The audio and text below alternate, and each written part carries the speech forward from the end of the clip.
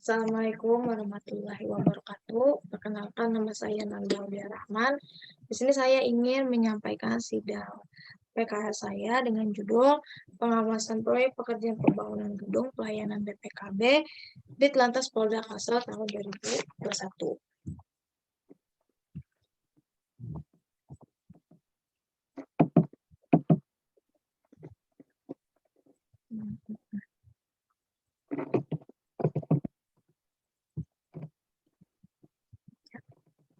Bisa terlihat dah, Bu lah. Bisa. Praktek kerja lapangan pembangunan gedung pelayanan BPKB Ditlantas Polda Kalsel tahun 2021 di Jalan Tambang Rasa nomor 184 Tandasan Ulin Barat, Kecamatan Meanggang, Banjarbaru, Kalimantan Selatan. Data dan spesifikasi dari proyek gedung pelayanan BPKB Ditlantas Polda Kalsel tahun 2021. Sumber dana dari DIPA PNBP Ditlantas Polda Kalsel tahun anggaran 2021, nomor kontrak SP13 PPK PEMB GPBP KBD Ditlantas 4/2021, tanggal kontraknya dimulai dari tanggal 1 April 2021 dengan jangka waktu pelaksanaan 240 hari kalender dengan nilai kontrak sebesar 14.101.970.000. Kontraktor pelaksana yaitu PT Lupia Tama Jaya Mandiri, konsultan CP Dharma Cipta Pratama. Kegiatan kerja praktik pembangunan gedung pelayanan BPKB Ditlantas pada saat saya di sana itu terdapat pekerjaan plat lantai dasar gedung utama, pekerjaan plat lantai dasar gedung arsip, dan pekerjaan jembatan penghubung jalan masuk. Pekerjaan plat lantai dasar gedung utama. Tahapan pekerjaan plat lantai tebal 10 cm dengan diameter 10, jarak 25 satu lapis. Yang pertama, melakukan proses backisting dengan volume sebesar 108,54 meter persegi. Yang kedua, proses pembersihan ulir seberat 3.931,65 kg. Dan yang ketiga, tahap akhir adalah melakukan cor beton ready mix dengan volume sebesar 47,56 meter persegi. Ini gambar pekerjaan plat lantai dasar gedung utama. Pekerjaan plat lantai dasar gedung arsip. Tahapan pekerjaan plat lantai tebal 10 cm dengan diameter 10 sampai dengan jarak 25 satu lapis.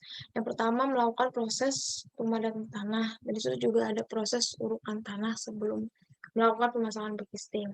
Selanjutnya, pemasangan backisting dengan volume sebesar 7,30 meter persegi. Yang ketiga, proses pembersihan ulir seberat 1.480,80 kg. Dan tahap terakhir adalah melakukan cor beton ready mix dengan volume sebesar 30 meter persegi.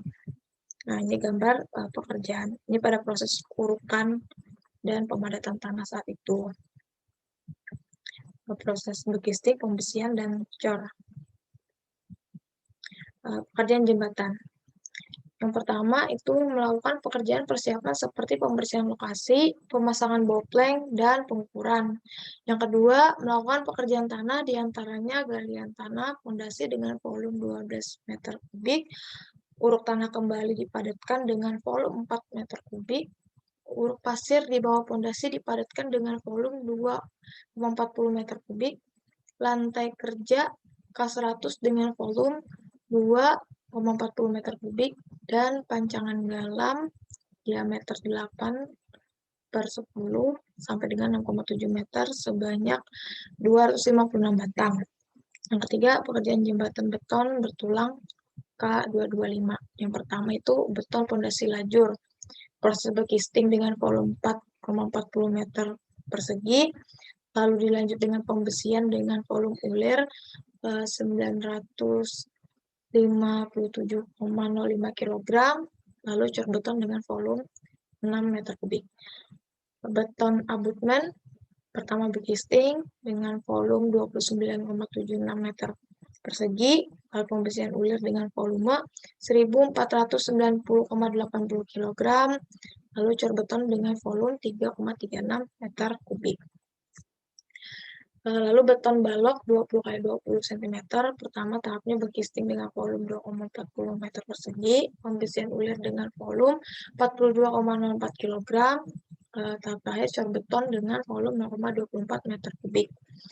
Lalu beton lantai yang pertama bekisting dengan volume 28 meter persegi, pembesian ulir dengan volume 735,41 kg, lalu cor beton dengan volume 4,80 meter kubik. Ini gambar pekerjaan dari pemasangan bopleng, terus pancangan, bekisting, pembesian, dan ini tahap pas sudah jadi. Manfaat dan ilmu yang didapat dari PKL. Yang pertama, dapat memahami dan menjelaskan proses pelaksanaan suatu kegiatan proyek atau industri konstruksi. Yang kedua, mahasiswa memiliki wawasan dan pengetahuan yang luas pada saat melakukan praktek kerja lapangan. Yang ketiga, dapat mempersiapkan diri dalam mengisi kebutuhan dunia industri konstruksi. Ucapan terima kasih kepada yang terhormat Bapak Saiful Anwar selaku ahli struktur di CP Dharma Cipta Pratama, dan terima kasih pula kepada Kakak M. Jerry Aryadi selaku konsultan pengawas lapangan yang mengajarkan saya pada saat proses praktek kerja lapangan di sana, dokumentasi kegiatan dan penyerahan sertifikat. Ya, selesai. Nah, baik, Ibu akan memberikan beberapa pertanyaan. Ya, pertanyaan Ibu sederhana saja, hubungannya dengan pengalaman-pengalaman kamu pada saat di praktek kerja di lapangan. Setelah kamu berada di lapangan, apa sih kesimpulan kamu tentang tugas pembagian tugas dari masing-masing pekerja di lapangan? Misal bagaimana tugas sesi manajer, bagaimana tugasnya pengawas lapangan, bagaimana tugasnya quality control. Nah, bisa tolong dijelaskan kesimpulan kamu pada saat di lapangan melihat? Pada saat saya di lapangan, yang bisa saya simpulkan di sana terdapat beberapa struktur-struktur pastinya, pertama dari Bapak Saiful Anwar sendiri, beliau sebagai bagian struktur dan sebagai pencetus laporan harian. Nah, beliau di situ bertugas sebagai mencatat semua laporan-laporan harian dan laporan mingguan beserta bulanan. Terus di situ ada juga konsultan pengawas, yaitu Kak Jiri. Beliau mengawas semua yang terjadi di lapangan, dari kendala-kendala sampai mutasi barang. Bahkan beliau juga mengurus proses-proses tahap-pentahapan, atau lebih tepatnya ke mengatur para tukang atau prakerja buruh di sana. Terus terdapat juga ada beberapa beberapa kontraktor yang berfungsi sebagai ahli gambar, ahli gambar teknik. Beliau di situ sebagai pengawas proyek, apakah gambar telah sesuai dengan pekerjaan pada saat di sana. Ada juga di sana sebagai kontraktor pengawas penyedia barang dan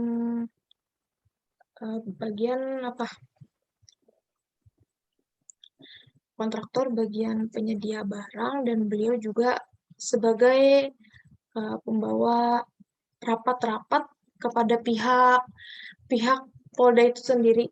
Kesimpulan yang melihat beliau semua bekerja sama secara baik sesuai dengan tugasnya masing-masing, sehingga proyek pekerjaan lapangan tersebut tidak terjadi kendala apapun pada saat berlangsung. Gitu. Oke, pertanyaan Ibu berikutnya. Ini sih bisa, waktu di lapangan ada tukang yang melakukan kesalahan saat mengerjakan apa yang diperintahkan atau diarahkan oleh ahli teknisinya. Nah, bagaimana menurut kamu sendiri, menurut kamu bagaimana sikap kamu apabila ada bagaimana cara kamu menegur tukang apabila tukang tersebut Mhm, melakukan kesalahan. Karena kan kalau kita sedang bekerja, namanya bekerja mhm, harus apa namanya, harus ada attitude-nya, harus mhm, bagaimana cara kita menyampaikan pesan kita ke rekan kerja kita, bagaimana caranya mhm. kamu menyampaikan teguran atau, saran pendapat kepada rekan kerja dalam hal ini nih, tukang, seandainya kamu adalah apa, pengawas di lapangan. Ketika saya Jika seandainya saya sebagai pengawas di sana dan melihat kelalaian tukang di sana, saya akan, pada tahap pertama saya melakukan teguran pertama atau biasanya briefing awal sebelum memulai, eee, pekerjaan. Jadi, saya selalu mengadakan rapat sebelum melakukan pekerjaan, perkumpulan antara tukang. Di situ saya akan memberikan saran-saran pastinya sebelum memulai proyek apa yang harus dilakukan, terus agar para tukang, bisa melaksanakan proyek tersebut sesuai dengan aturan dan, keselamatannya. Itu pertama saya akan mengadakan briefing, terus kita, melakukan rapat sementara dulu sebentar di awal pada saat awal melakukan proyek, nah di situ. Dan ketika pada sudah melaksanakan kegiatan tersebut, namun rupanya masih ada tukang yang lalai, mungkin saya akan menemuinya secara, face to face atau secara pribadi, memberitahukan bahwa melakukan proyek juga terdapat beberapa aturan yang harus dilaksanakan seperti itu. Oh, iya. Nah, pertanyaan terakhir, Mhm. setelah kamu berapa bulan di sana, apa sih manfaat yang kamu dapatkan yang sangat berkesan manfaat itu terhadap diri kamu sendiri? Nah, eee, yang sangat berkesan, bagi saya adalah di sana mengajarkan, tentang tanggung jawabnya, beliau di sana, eee, selalu rapat, selalu briefing sebelum sebelum melakukan pekerjaan, selalu siap dan konsisten setiap adanya kendala maupun cuaca. Di situ mengajarkan bahwa, saya harus siap apapun yang terjadi di sana, bertanggung jawab, terus, serta selalu, eee bisa menjalin hubungan komunikasi yang baik. Dalam artian di sana saya tidak boleh egois atau tidak ingin berbaur dengan yang lain. Jadi kerja sama tim di sana yang bisa saya pelajari, ketepatan waktu, bagaimana cara beliau, menata semua anggota-anggotanya dan tugas-tugasnya masing-masing. Jadi yang paling berkesan di sana adalah rasa tanggung jawabnya, rasa apa namanya, komunikasinya komunikasi dan pastinya pengalaman-pengalaman di pekerjaan di sana, ilmu pengetahuan yang banyak yang dikasih kepada saya saat itu di sana. Jadi di sana saya benar-benar diberi pengajaran dan diajari bagaimana tahap-tahap proses pembangunan tersebut yang terjadi. Itu Bu yang paling berkesan. Nah, iya, sudah. Mhm. Pertanyaan Ibu sudah cukup. Ibu rasa Mhm. untuk praktek kerja lapangan kamu bisa diterima, nanti dibuat laporannya, segera Jadi diselesaikan agar ya, bisa dimasukkan ke program studi. Nah, baiklah, silahkan ditutup Nanda, sudah cukup dari Ibu. ya terima kasih, untuk Ibu Eka Purnamasari, STMT selaku sebagai dosen pembimbing laporan PKL saya, bahkan sebagai penguji sidang PKL saya terima kasih pada Ibu atas bantuan Ibu, semua proses-proses yang saya laksanakan, berjalan dengan lancar. Dan terima kasih juga kepada pihak-pihak kampus yang sudah mendukung juga, yang pihak-pihak kontraktor. Saya minta maaf jika ada kesalahan, yang saya lakukan secara tidak sengaja. Semoga, ke depannya bisa menjadi lebih baik lagi dan belajar dari pengalaman-pengalaman sebelumnya. Sekian dan terima kasih. Assalamualaikum warahmatullahi wabarakatuh. Waalaikumsalam warahmatullahi wabarakatuh.